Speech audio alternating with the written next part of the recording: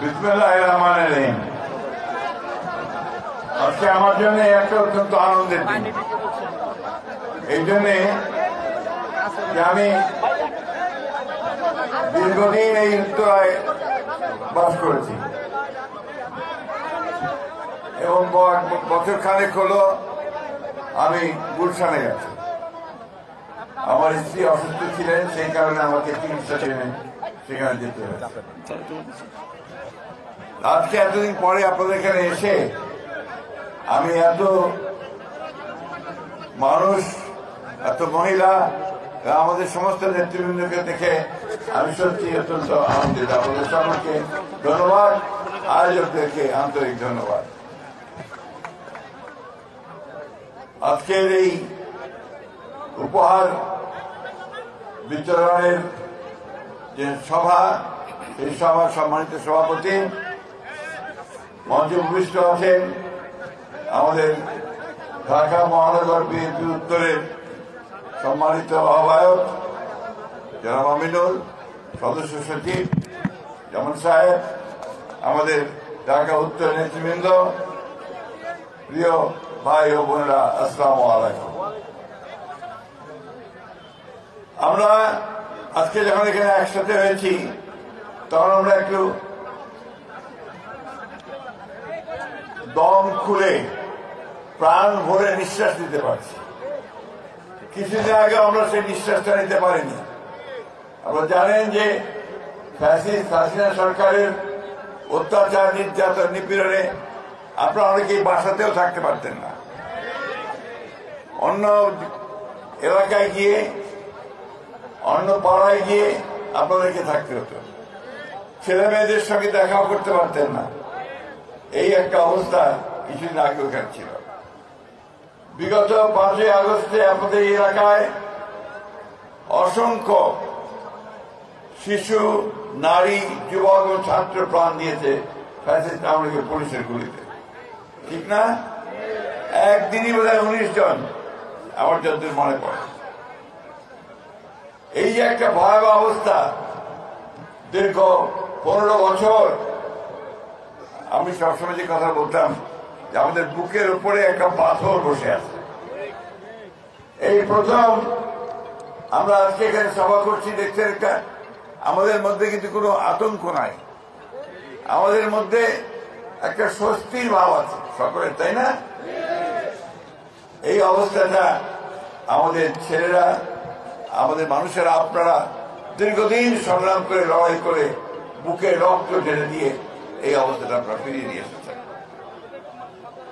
আজকে ফ্যাসিস্ট হাসিনা পালিয়ে গেছে, ফ্যাসিস্ট হাসিনা পালিয়ে গেছে জনগণের রোষের মাধ্যমে, জনগণের ক্ষোভের কারণে। জনগণকে তাড়া করে দেশ ছাড়া করেছে, তাই না? অথচ দেখেন, এই কিছুদিন আগেও সে বলেছে যে হাসিনা দেশ ছেড়ে পালায় না, বলছিল না? আজকে সে পালিয়ে গেছে। পালিয়ে যাওয়ার পরও কিন্তু তার যে দুষ্টামি, যে মানুষের ক্ষতি করার যে অভ্যাস, সেটা যায় নাই। দিল্লিতে বসে, এই বাবা তোমরা একটু দয়া করে চুপ করো ভাই, প্লিজ প্লিজ। দিল্লিতে বসে সে ষড়যন্ত্র করছে, চক্রান্ত করছে এবং বলছে তোমরা সবাই তৈরি হও, আমি একদিন টুপ করে চলে আসবো। তার এই টুপ করে কথাটা যায় না। আমাদের মনে আছে যখন পদ্মা সেতু তৈরি হলো, তা আমরা যখন পদ্মা সেতুর দুর্নীতির কথা বললাম, আমাদের নেত্রী দেশনেত্রী বেগম খালেদা যখন বললেন, তখন সে বলল খালেদা জিয়াকে এবার ওই পদ্মার ব্রিজ থেকে টুপ করে নিচে ফেলে দাও, বলছিল না? টুপ করে সে আবার চলে আসতে চায়। কিন্তু একটা কথা তাকে মনে রাখতে হবে, এই দেশের মানুষের উপর সে যে অত্যাচার করেছে, এই দেশের কত মায়ের বুক সে খালি করেছে, কত বাবার সন্তান হারিয়েছে, কত সন্তান তার পিতাকে হারিয়েছে, এই কথা মানুষ কখনোই ভুলবে না। সেই জন্যই দেখেন কিরকম একজন নেত্রী, কিরকম একজন মহিলা, এত যে মানুষ মারলো তার মধ্যে একটু অনুশোচনাও নাই। একবারের জন্য বলে না যে আমি ভুল করছি। এটা একটা ভয়াবহ। আমরা যেটা কথা বলি যে উনি একজন আসলেও একটা সেই আমরা যেটা বলি সবসময় যে একটা দূত, একটা আপনার ভয়াবহ একটা পাথরের মতো আমাদের বুকের উপর বসে আছে। এই শেখ হাসিনা বসেছিল, আজকে সে গেছে, আমরা শান্তিপূর্ণভাবে কথা বলতে পারছি। বন্ধুগণ, আজকে আমরা হাসিনা মুক্ত হয়েছি, কিন্তু এখনো আমাদের যে লক্ষ্য একটা গণতান্ত্রিক ব্যবস্থায় ফিরে যাওয়া। এই ছেলেরা তোমরা থামবে ভাই, একটু প্লিজ, একদম চুপ করে থামবে। আচ্ছা থামেন, আপনার থামেন। আজকে এখন পর্যন্ত কিন্তু আমরা সেই গণতন্ত্রে ফিরে যেতে পারি নাই। আমাদের একটা সরকার আমরা দিয়েছি, সেই সরকার হচ্ছে অন্তর্বর্তীকালীন সরকার। তাদেরকে দায়িত্ব সুনির্দিষ্ট করে বলা আছে যে তারা এই এত জঞ্জাল তৈরি করেছে হাসিনা, দেশে অর্থনীতিকে ধ্বংস করে দিয়েছে, বিচার ব্যবস্থা ধ্বংস করেছে, প্রশাসনকে ধ্বংস করে দিয়েছে। এটাকে ন্যূনতম ঠিক করে সংস্কার করে সে নির্বাচন দেবে। তারা সেই নির্বাচনে যারা অংশগ্রহণ করবে তারা জনগণ যাকে চাইবে তাকেই তারা ক্ষমতায় নিয়ে আসবে, তাই তো নাকি? আমি বারবার আপনাদের সামনে একটা কথা বলতাম যে আমার ভোট আমি দেব যাকে খুশি তাকে দেব, তাই না? এখানকার লোকেরা আপনারা অনেকেই গত 15 বছর ধরে কোনো ভোট দিতে পারেননি। সিটি কর্পোরেশন ইলেকশনে দাঁড়িয়েছিলেন, সিটি কর্পোরেশন ইলেকশনেও আপনাদের ভোটগুলো জোর করে কেড়ে নিয়ে চলে গেছে, আপনারা ভোট কেন্দ্রে যেতেও পারেননি, তাই না? আজকে এই সুযোগ এসেছে। আমরা এই অন্তর্বর্তীকালীন সরকারকে, প্রফেসর ইউনূসের সরকারকে সেই জন্য অনুরোধ করেছি যত দ্রুত সম্ভব আপনারা এই ন্যূনতম সংস্কার যেটা প্রয়োজন, অর্থাৎ মানুষ যেন সঠিকভাবে ভোট দিতে পারে, বিচারটা যেন মানুষ সঠিক পায়, প্রশাসন যেন কোনো পক্ষপাতিত্ব না করে, এই বিষয়গুলো দেখে আপনারা একটা ভোটের আয়োজন করেন যেখানে মানুষ ভোট দিয়ে তার প্রতিনিধি নির্বাচিত করতে পারবে। জিনিসপত্রের দাম অনেক বাড়ছে, চালের দাম বাড়ছে না? কি মা বোনেরা, বাড়ির চালের দাম বাড়ছে, ডালের দাম বাড়ছে, নিত্য প্রয়োজনীয় জিনিসের দাম অনেক বেড়ে গেছে, বিদ্যুতের দাম বাড়ছে, হ্যাঁ অনেক বেড়ে গেছে।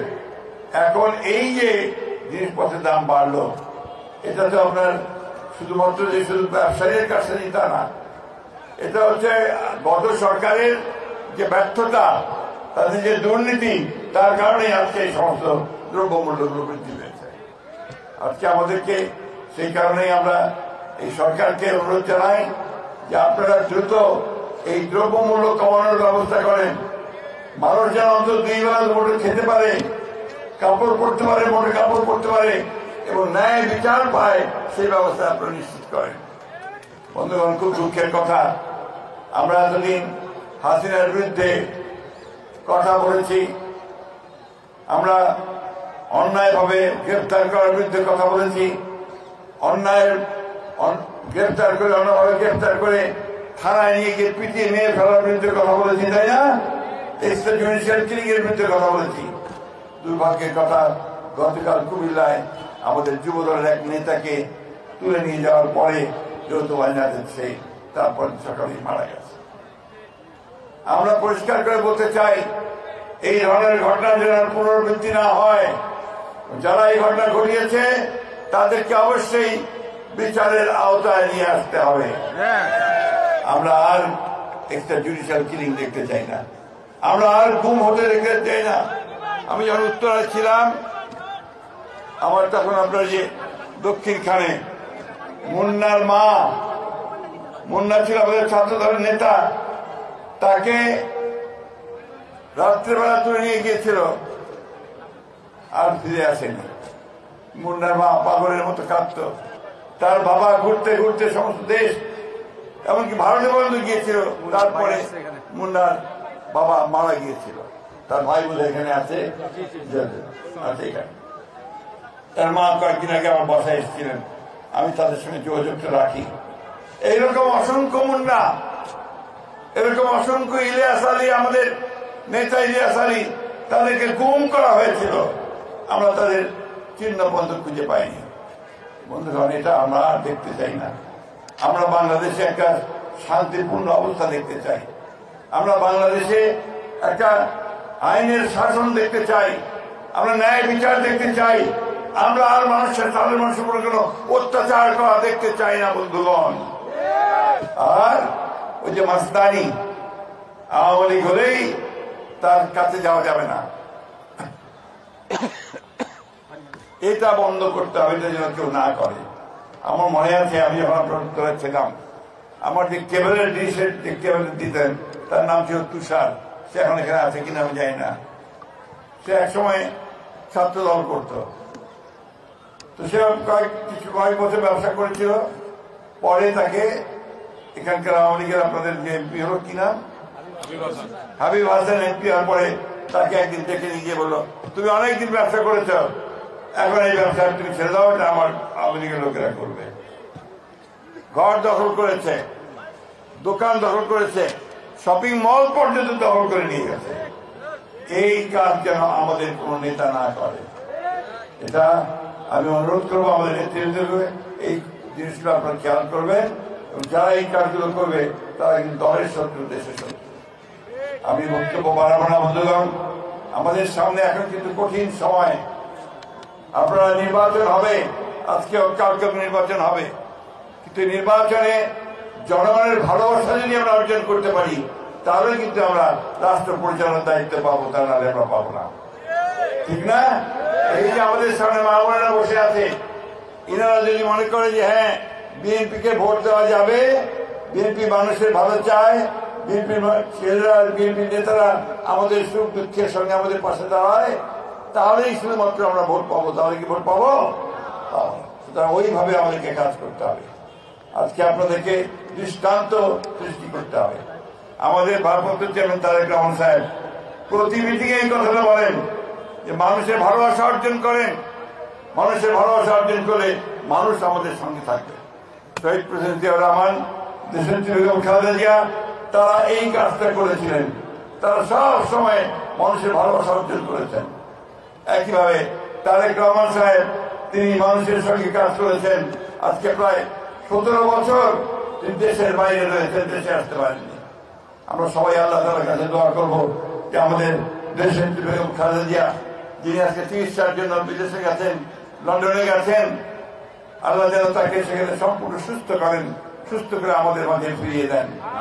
একই সঙ্গে এই দোয়া আল্লাহ তাআলার কাছে চাইব যে আল্লাহ তাআলা যেন আমাদের নেতা তারেক রহমান সাহেব তাকে সম্পূর্ণ সুস্থ করে আমাদের মাঝে ফিরিয়ে দেন এবং এই গণতান্ত্রিক আন্দোলন তিনি যেন নেতৃত্ব দিতে পারেন। তাই তো নাকি? দোয়া আপনারা সবাই করেছেন তো? সবাই দোয়া করবেন বন্ধুগণ। সরকারে আসো, তারপরে যাবি। সরকারে যেতে হবে তো। এখন আমি কোথা থেকে আপনাদেরকে দেব? আমরা যদি সরকারে যেতে পারি, আপনাদের ইনশাআল্লাহ সমস্ত সমস্যার সমাধান করার চেষ্টা করব। সরকারে যাওয়ার জন্য যে কাজ, সেই কাজগুলো করেন, মানুষের ভালোবাসা অর্জন করেন, ভোট কেন্দ্রে যেন আপনারা দাঁড়াতে পারেন ঠিকঠাক মতো, সেই কাজ করবেন এবং মানুষ যেন ভোট কেন্দ্রে এসে আপনাদের ভোট দেয় সেটা নিশ্চিত করবেন আপনারা। তা না হলে কিন্তু ভোট এত সোজা ব্যাপার না। মানুষের মন সেটা কিন্তু বিভিন্নভাবে চলে যায়। শুধু আপনারা ওই জিনিসটাকে লক্ষ্য রাখবেন। বন্ধুরা, আমি বক্তব্য দীর্ঘ করবো না। আমি আমাদের যে বর্তমান সরকার আছে তাদেরকে শুধু একটা কথাই বলতে চাই, আবারও রিপিট করতে চাই, পুনরাবৃত্তি করতে চাই যে আমাদের ছেলেরা আমাদের এই আন্দোলনে সবসময় তারা একটা অগ্রণী ভূমিকা পালন করেছে। প্রায় 1002-এর মতো জুলাই আন্দোলনে মারা গেছে, তাই না? শহীদ হয়ে গেছে, তাই তো? তো আমরা 15 বছর ধরে আমরা লড়াই করেছি, সংগ্রাম করেছি। এই 15 বছরে আমাদের বিএনপি বহু লোক মারা গেছে। ওই জুলাই আন্দোলনে আমাদের 426 জন ছাত্র, নেতা, কর্মী শহীদ হয়েছে। আমরা আপনাদের কাছে যেটা চাই, নিরপেক্ষ থাকবেন, সম্পূর্ণ নিরপেক্ষ থাকবেন। নির্বাচন অবশ্যই এই দেশে হবে। এই নির্বাচনটি হতে হবে সব সময় নিরপেক্ষ সরকারের অধীনে। আমরা চাইব এই অন্তর্বর্তীকালীন সরকার তারা সম্পূর্ণ নিরপেক্ষ থেকে এই নির্বাচনের ব্যবস্থা করবেন। ছাত্ররা রাজনৈতিক দল গঠন করতে চায়, আমাদের এতটুকু আপত্তি নেই, বরং আনন্দিত। ছাত্ররা রাজনীতি করবে, আসবে, তারা নতুন দল গঠন করবে, আমরা তাদেরকে স্বাগত জানাবো। তারা তাদের নতুন চিন্তা ভাবনা দিয়ে মানুষের মনের মধ্যে যাওয়ার চেষ্টা করবে। কিন্তু সরকারের থেকে যদি দল গঠন করেন, এই দেশের মানুষ সেটাকে মেনে নেবে না। নেবে কে? এটাই আমি বলতে চাই যে আসেন, আপনারা দল করবেন, দল করেন, আমরা প্রত্যেককে স্বাগত জানাবো, সহযোগিতা করব, কাঁধে কাঁধ মিলিয়ে আমরা একটা সুষ্ঠু নির্বাচন করার জন্য কাজ করে যাব। একই সঙ্গে আপনাদেরকে অনুরোধটুকু জানাবো,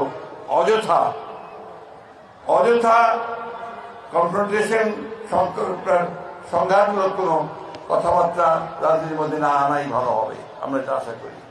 তাই আমি বলবো যে আসুন, আজকে আমরা এখানে সবাই একত্রিত হয়েছি, বক্তব্য বাড়াবো না। আমাদের আফাজ সাহেব অনেকদিন ধরে আমাকে বলছেন, আফাজ আমাদের ছাত্র, হ্যাঁ ও এখন সে বিএনপি শিক্ষকের কাছে ছাত্র সবসময় ছাত্রই থাকে, তাই না? তাই তো নাকি? তো সে অনেকদিন ধরে আমাকে বলছে যে আপনাকে এই উত্তরাতে একটা সভা করতে হবে, এই সভাতে আপনি আসবেন। তা আমি বলেছি ঠিক আছে, সময় হলে যদি ভালোভাবে করতে পারো আসবো। আজকে আমি তাকে ধন্যবাদ জানাতে চাই, আপনাদেরকেও ধন্যবাদ জানাতে চাই যে আজকে আপনারা সবাই একযোগে একটা চমৎকার একটা সভার আয়োজন এখানে করেছেন। আর বক্তব্য দীর্ঘ করবো না, আপনারা এখন আমাদের ম্যাডামের দোয়ার জন্য দোয়া করবেন। আর কিছু উপহার সামগ্রী আছে তার একটা পক্ষ থেকে, সেটা অত্যন্ত সুশৃঙ্খল ভাবে আপনারা যে যেখানে বসে আছেন বসে থাকবেন, আপনাদের কাছে এগুলো পৌঁছে দেওয়া হবে। বসে থাকবেন, সব পৌঁছে দেবে। আর ভলেন্টিয়ারদের অনুরোধ করবো, তোমরা যেন বিশৃঙ্খলা সৃষ্টি না হয় সে ব্যবস্থাটা নিশ্চিত করবা। সব শেষে আবারও আপনাদের সুস্বাস্থ্য, দীর্ঘায়ু এবং ভালো থাকেন, সুস্থ থাকেন, স্বস্তিতে থাকেন, এই কামনা করে আমি মহানগর উত্তর আগেই ধন্যবাদ দিলাম। আপনারা মহানগর উত্তর কাজ করে, মহানগর উত্তর আরো অনেক কাজ করেছে, এটা না ভালো একটা ফুটবল খেলাও করেছে, আর অনেকভাবে কাজ করছে মহানগর উত্তর, অনেক ভালো। আমি সব শেষে আপনাদের কাছে একটু আবার নিবেদন করতে চাই, আসুন আমরা ঐক্যবদ্ধ থাকি। আমাদের ঐক্যকে ভাঙার চেষ্টা করা হচ্ছে, সেটা যেন কেউ ভাঙতে না পারে। আর কোন আওয়ামী লীগের ওই প্রতাপ্তারা তারা নাকি এখন বিভিন্ন দলে ঢুকে পড়তে চায়, সেটা করতে দেবেন না। আমাদের